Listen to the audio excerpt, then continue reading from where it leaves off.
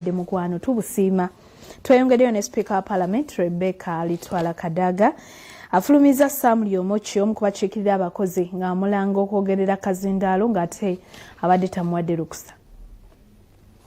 We have left out National Security Fund Bill. Mu lutuula lwa Palamenti enkya ya leero Omubaka lyoki yasiiwuusa empisa n'azituuka okwogera ku muzindaalo nga Sipiika tamuwadde lukusa era ng'onawadde emulugunya olwa Palamenti okusuula ebbali ebbaga ery'ekitabo ky'abakozi ekya NSSF nga bali mu lutuula tetunulwamu ate nga liyamba nnyo abantu bebakiikirira kubanga basalibwako ssente eziteekebwa mu kitabo kino. The Minister of Finance who is going to lay the budget framework paper and the Minister of Gender have continued to deny the workers of this country their right to the benefits of social security.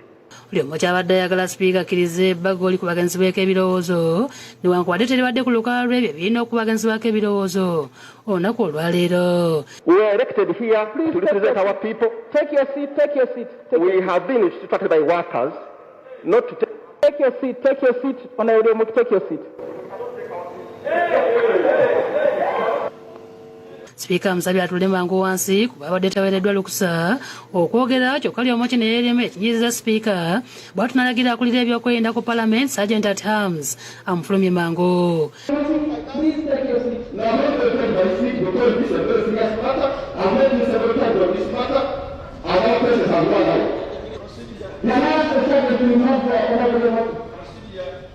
Atanafuluma lyoki alumiriza Palamenti okulya olukwe mu bantu ba bulijjo abalina ensimbi mu NSSF.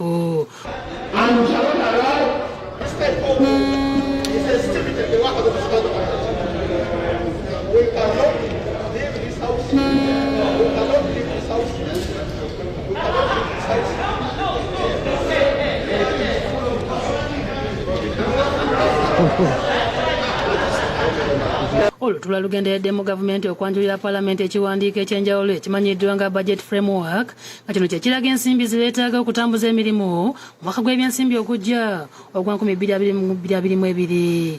Mu ngeri emu akatyo ka Palamenti akasunsula abakungu abo balondeddwa President Museveni kasunsudde Major General Paul Okech eyalondeddwa okumyuka Ssaabaduumizi wa poliisi y'eggwanga. Abalala kubaddeko abalamuzi abatula akatyo k'essiga eddamuzi aka Judicial Service Commission nga kubano kuliko yaliko kaliisoliiso wa gavumenti omulamuzi Faith Mwonda, omulamuzi Benjamin Singoma, omulamuzi Stella Raj, omulamuzi Ruth Sebatindira ne Nora Matovu.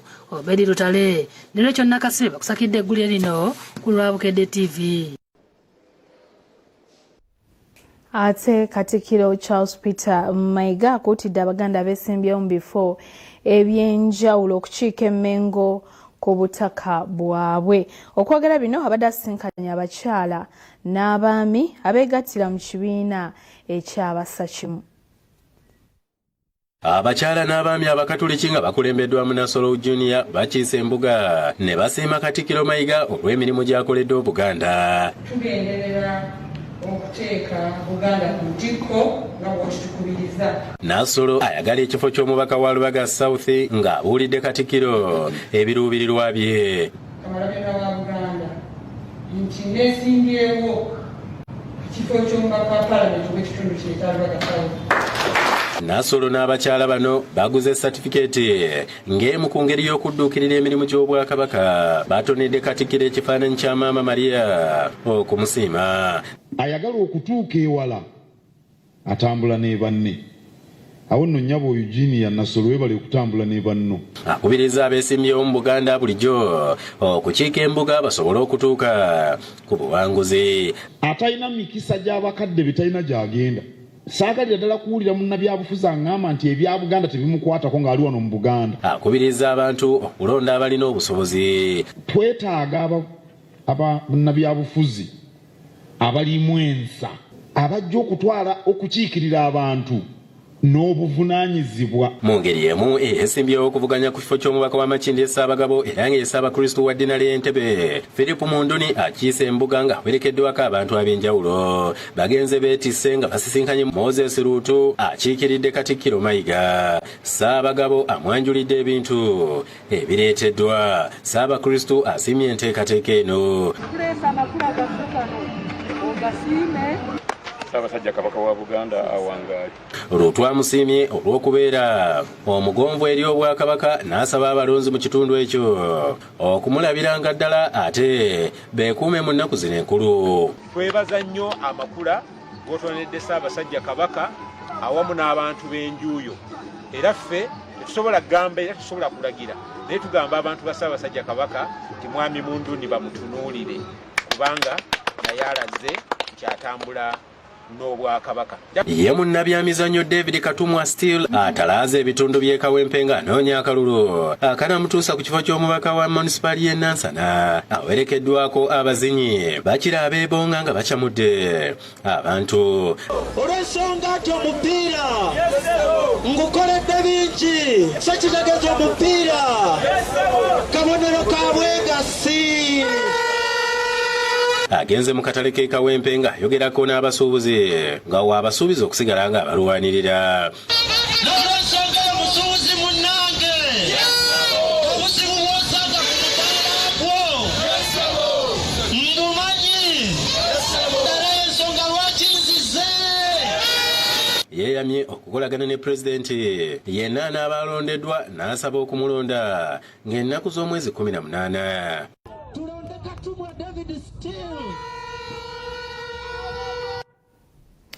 Ate mu buufu obwo Palamenti ekungubagidde Robina Ssentongo abadde omubaka omukyala ow'ekyotera ng'ono yafudde obulwadde bwa COVID-19. Abantu ekyotera mu bubuga obw'enjawulo bakumye ebyoto okumukungubagira.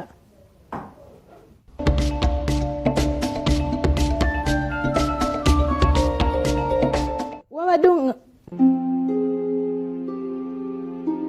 225 be bakakiririzira kumwa olwa COVID-19 ate abalala 28 bali kundiri bapoocha. Wadde nga tetukyasobola kuzza abo bannaffe abatugenzeeko, gwe nange singa tukolera wamu tusobolera ddala okutaasa abo abakyali abalamu. Ensonga eya masiki kikulu nnyo.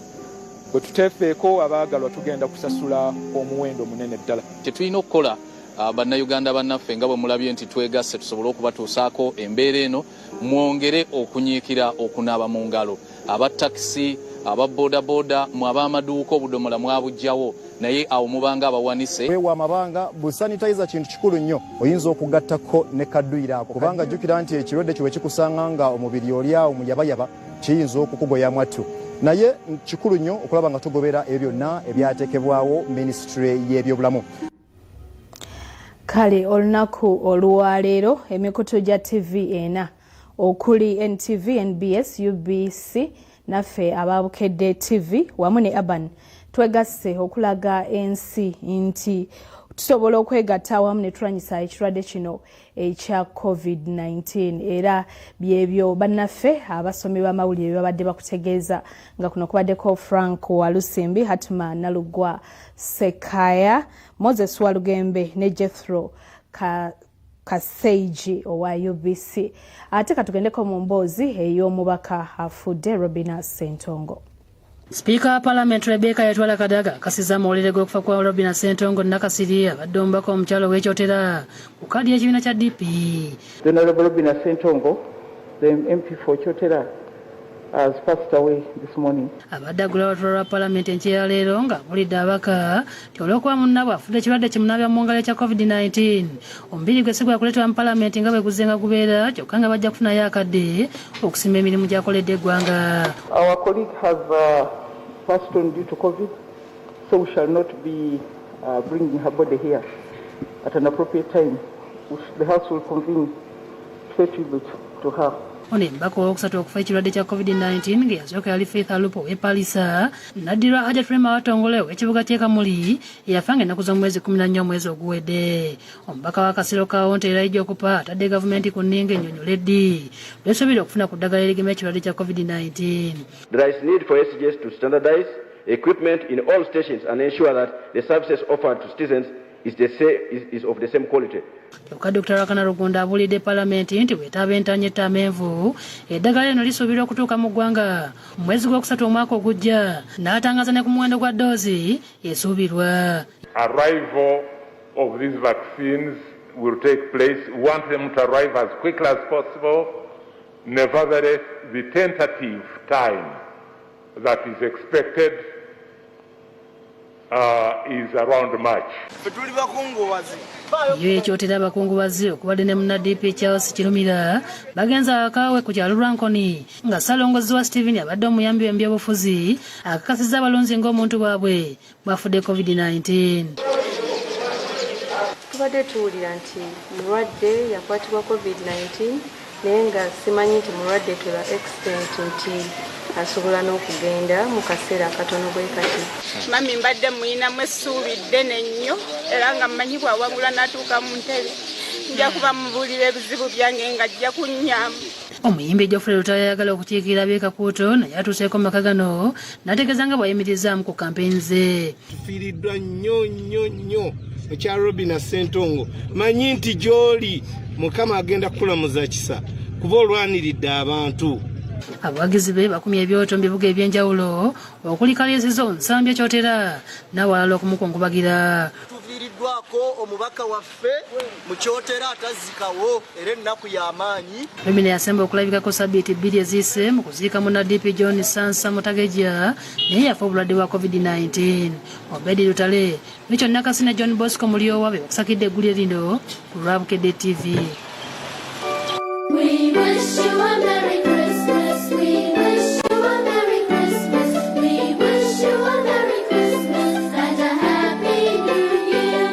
Good tidings we bring to you and your kin. We wish you a Merry Christmas and a Happy New Year. Ani addukanya ensi? Omwana bw'azaalibwa asooka kuyiga kudduka nga tannatambula. Kweggamba omwana